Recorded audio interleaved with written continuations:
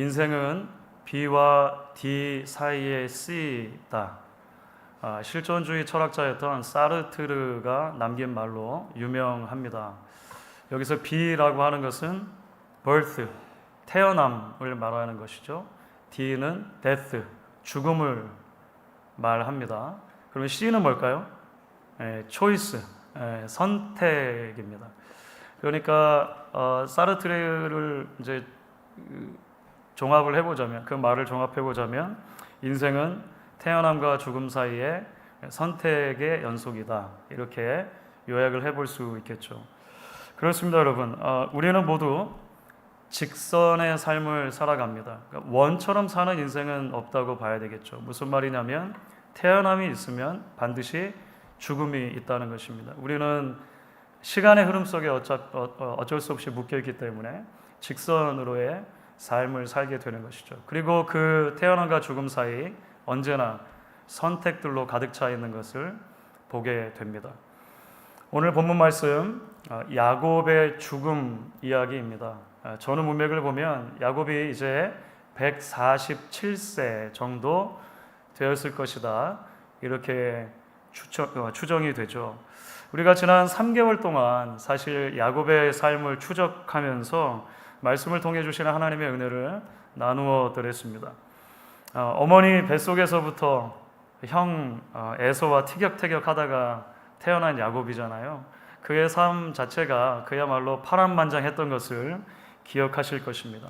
그는 수많은 선택을 했고 때로 그 선택에 대해서 책임을 져야만 했습니다. 좌충우돌하기도 했고, 그래서 멀리 돌아가는 것처럼 보이는 인생길을 걸을 때도 많았습니다. 하지만 동시에 우리는 지난 3개월 동안 살펴보았습니다. 하나님께서 끈질기게 그를 찾아오셨고, 끈질기게 그를 만져주셨고, 기어이 그를 바꾸어 주셨다는 것이죠. 야곱 이야기를 보면 야곱이 야곱한 이야기입니다.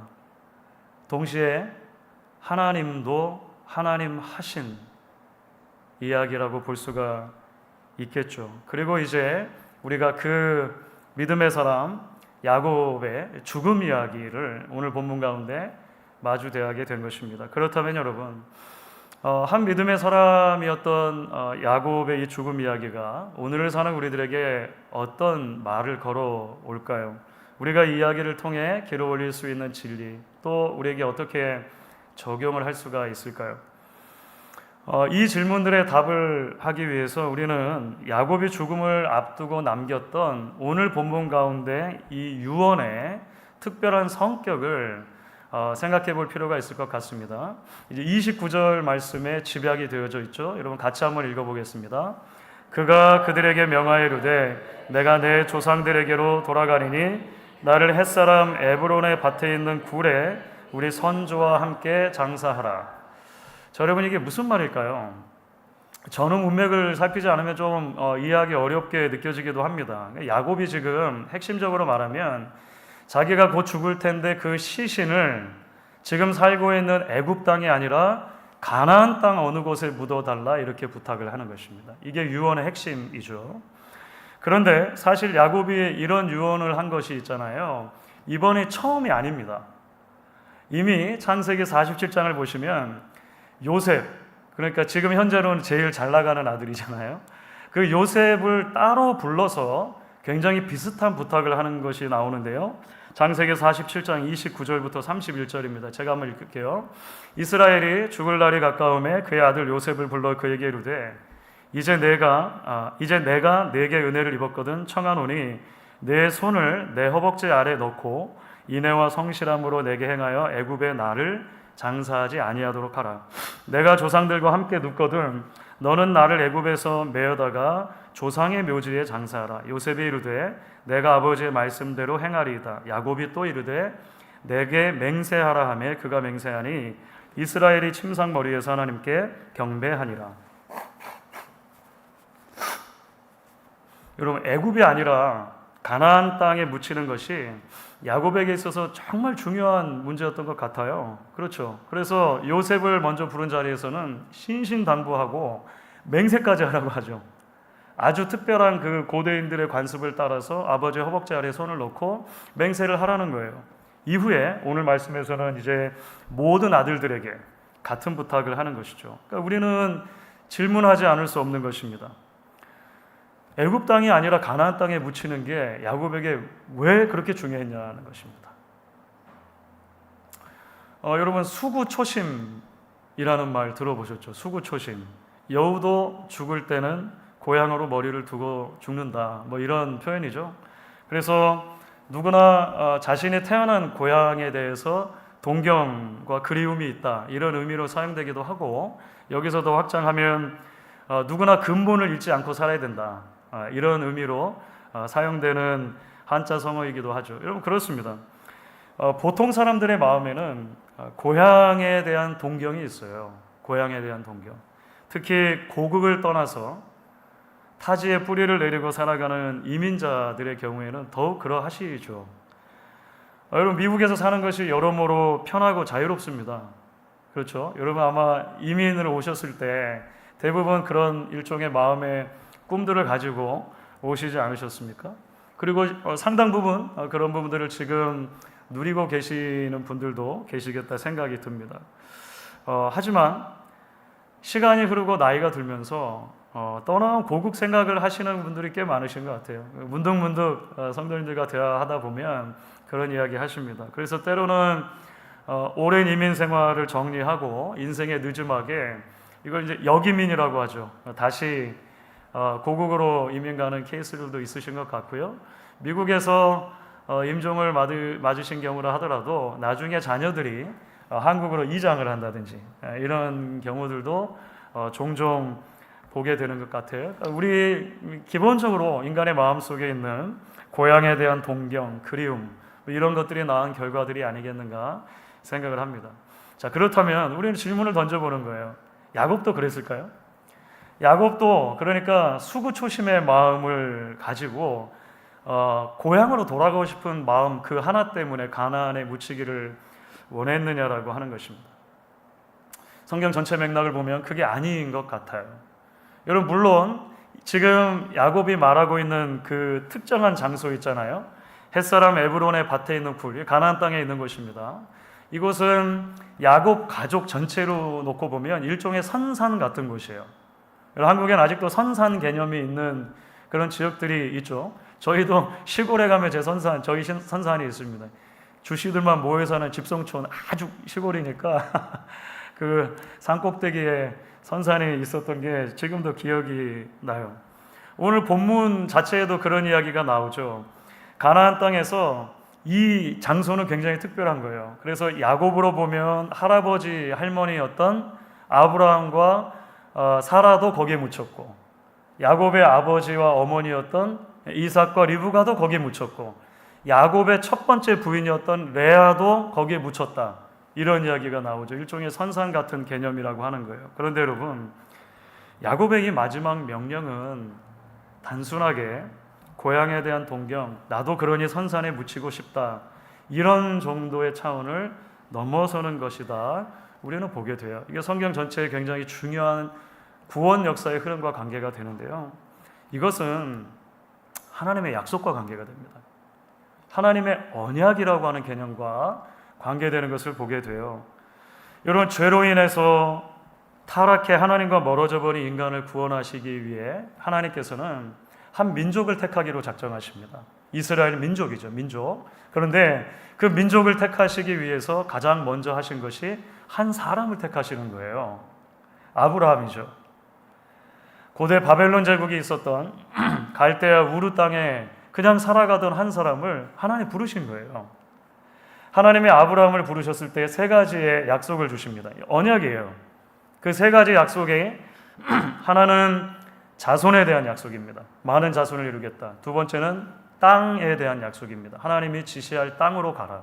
세 번째는 복에 대한 약속이죠. 그곳에서 하나님의 축복의 통로로 살아가게 하겠다, 하나님이 말씀하시는 거예요. 자신의 백성들이 약속의 땅 가나안에 살면서 하나님과 바른 관계를 맺고 살아가는 제사장 나라 역할 감당하도록 하나님이 아브라함을 부르시고요, 그 후손들에게 계획을 가져주셨다라고 하는 것입니다. 애초에 아브라함이 가나안에 이미 살고 있던 햇사람에게 조그만 밭을 하나 사요. 그리고 거기에 딸려있는 막벨라 굴, 산 이유가 바로 거기에 있는 것입니다. 아주 작은 땅떼기입니다. 하지만 자신을 택하시고 은혜를 주신 하나님이 이 땅을 자신과 자기 자손에게 주신다라고 한 하나님의 약속을 신뢰한 거예요. 하나님의 약속을 믿지 않았으면 땅을 살 이유가 없었던 거거든요. 야곱이 오랜 세월이 흘러서 몸은 비록 먼 곳에 있지만 약속의 땅 가나안을 사모하고 나도 거기에 묻어달라 말한 이유가 무엇입니까? 나와 내 후손이 하나님과의 관계를 떠나서는 살 수 없는 백성이라고 하는 것을 야곱도 이제 고백하고 있는 것입니다. 우리가 하나님의 은혜로 살아가는 하나님의 백성이라고 하는 것을 말하는 일종의 신앙 고백이라고 이야기할 수 있겠죠. 말씀드렸던 것처럼 이미 야곱은 어디에 살고 있습니까? 애굽에 살고 있어요. 이집트, 애굽은 그 당시로 보면 초강대국입니다. 가장 부강한 나라입니다. 당시 사람들에게는 젖과 꿀이 흐르는 땅 하면 사실은 애굽을 먼저 떠올릴 정도로 애굽은 풍요로운 곳이었다라고 하는 거예요. 하지만 내 비록 몸은 애굽의 말년에 살고 있지만 나의 참된 위로와 소망은 이 땅이 아니라 하나님께 있다 라고 고백하는 것이죠. 이 땅의 왕국이 아니라 하나님의 약속, 영원한 하나님 나라에 참 소망이 있다라고 하는 것을 야곱이 그 마지막 침상에서 고백하고 있다 이야기할 수 있을 거예요. 그렇기 때문에 여러분, 저는 이 야곱의 죽음 이야기가 전하는 메시지, 가장 중요한 핵심, 왜 이런 유언을 했는가라고 하는 내용을 이제 성경의 더 큰 그림 안에서 적어도 2가지 정도 우리에게 적용할 수 있다 이런 생각을 합니다. 첫 번째는 있잖아요.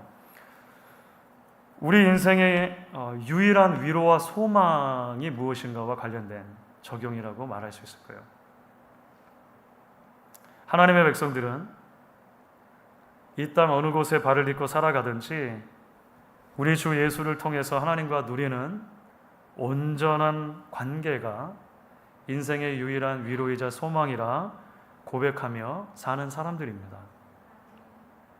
여러분, 이것을 이제 구약의 이제 역사가 맞춰지고 신약으로 넘어와서 히브리서 말씀에서 이제 구속사의 큰 관점에서 아주 흥미롭게 풀어가는 것을 보게 됩니다. 히브리서 11장, 우리가 잘 알고 있는 믿음장이잖아요.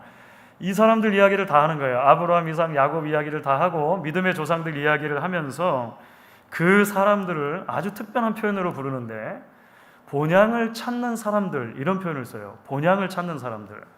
자, 여러분 한번 히브리서 말씀을 보겠습니다. 11장 14절부터 16절입니다. 같이 한번 읽겠습니다. 그들이 같이 말하는 것은 자기들이 본향 찾는 것을 나타냄이라. 그들이 나온 바 본향을 생각하였더라면 돌아갈 기회가 있었으려니와 그들이 이제는 더 나은 본향을 사모하니 하늘에 있는 것이라. 이러므로 하나님이 그들의 하나님이라 일컬음 받으심을 부끄러워하지 아니하시고 그들을 위하여 한 성을 예비하셨느니라. 아멘. 여러분, 본향이 2가지 개념으로 사용되죠. 하나는 진짜 고향을 말하고 또 하나는 단순한 육신의 고향이 아니라 영원한 하늘에 있는 본향. 이 사람들이 왜 그토록 본향으로 가고 싶었는가? 그것은 이 땅의 나라가 전부가 아니라 하나님이 약속해 주신 진짜 본향이 있음을 계속해서 기억하는 장치였다라고 하는 것을 말하고 있는 것이죠. 여러분, 부와 권력이라고 하는 것은 대단히 강력한 힘을 가집니다. 그래서 많은 사람들이 부와 권력을 추구하고 부와 권력을 얻게 되었을 때 절대 놓지 않으려고 하는 거예요. 여러분, 세습 같은 게 생기는 이유가 그런 거죠.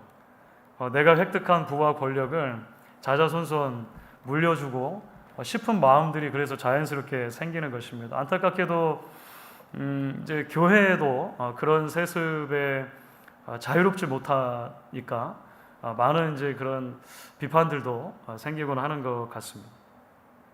여러분, 야곱이 인생 말년에 많은 아들들 가운데 어느 한 아들이 예상치 못한 성공을 해버린 거예요.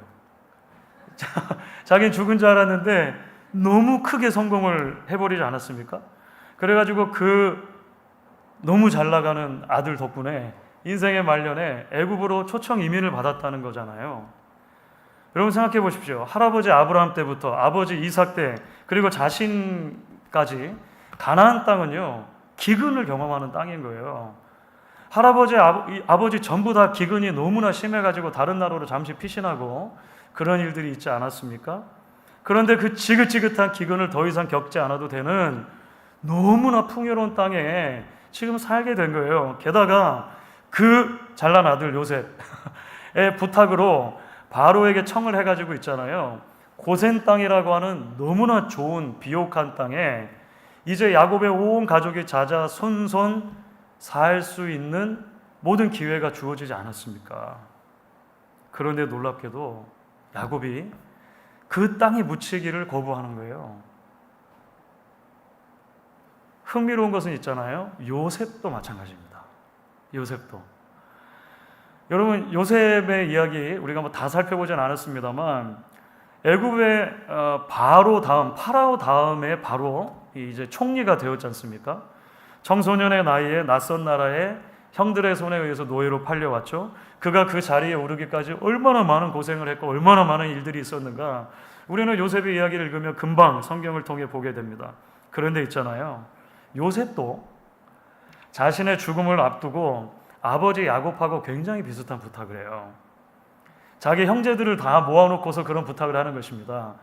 언젠가 하나님이 이스라엘 자손 전부를 애굽에서 인도해서 가나안 땅으로 들어가게 하실 텐데 반드시 그때 나의 유고를 애굽 땅에서 가져다가 가나안 땅에 묻어달라 이런 부탁을 해요.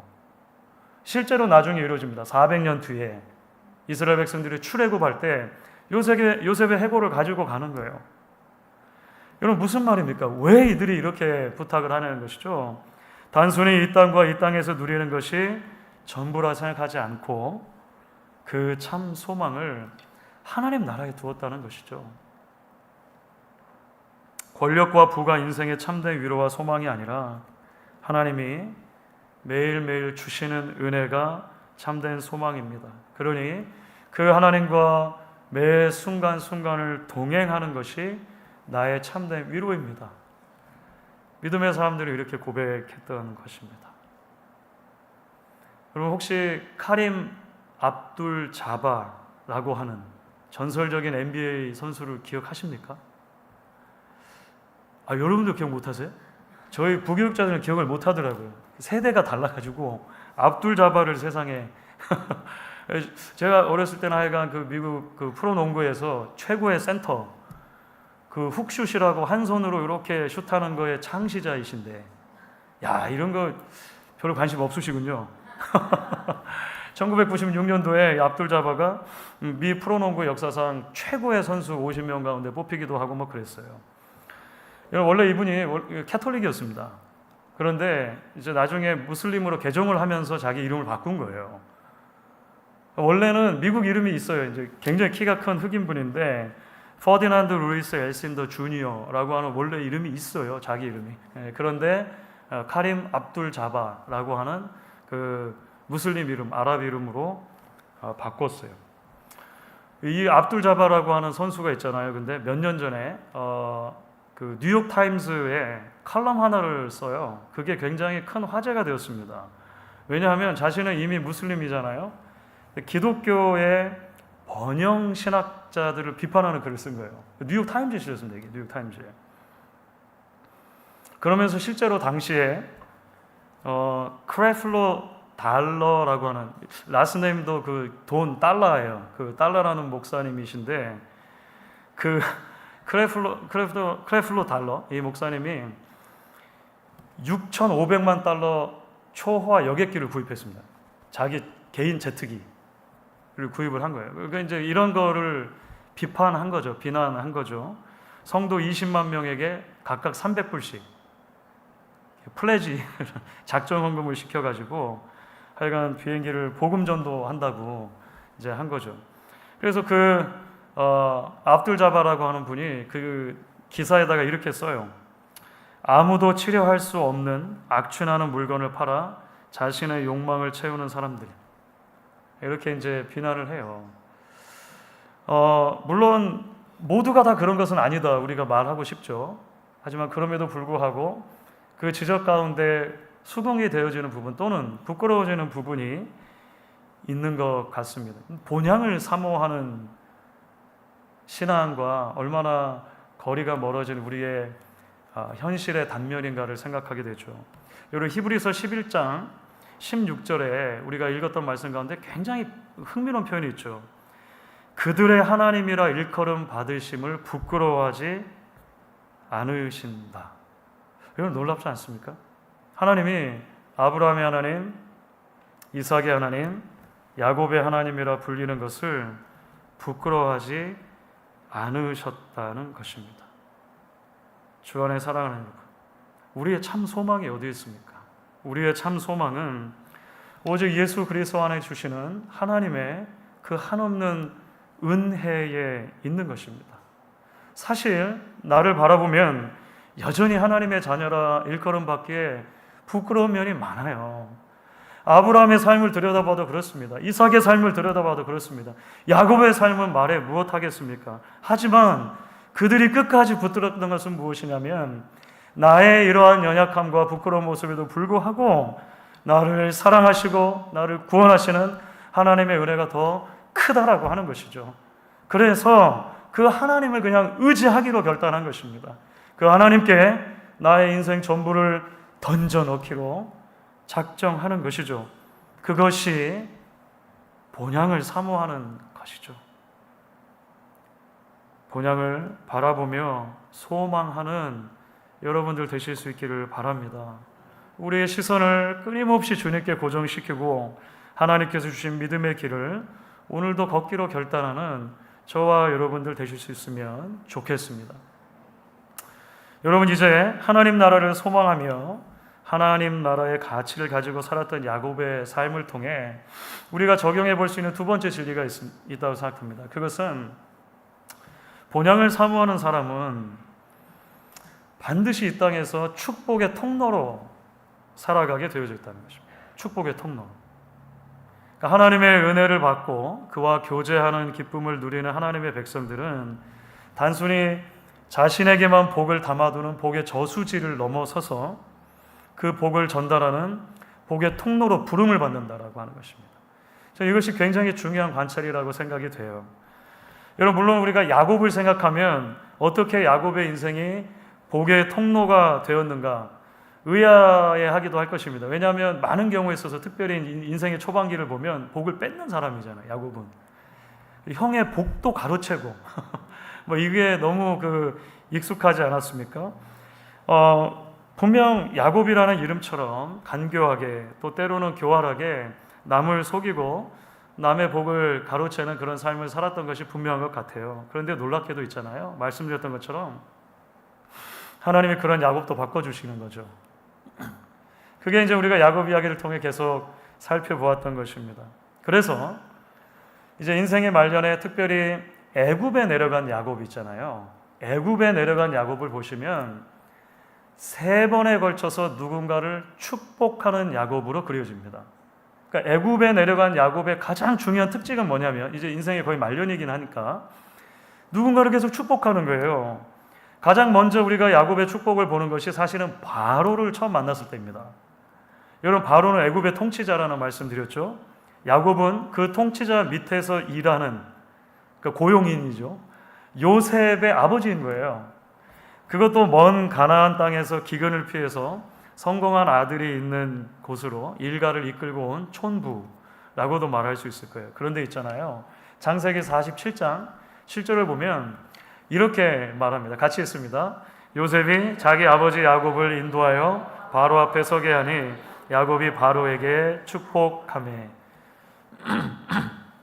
대부분의 경우는 높은 자리에 있는 사람이 낮은 자리에 있는 사람에게 축복을 하는 거예요. 놀랍게도 야곱이 겁도 없이 그렇죠.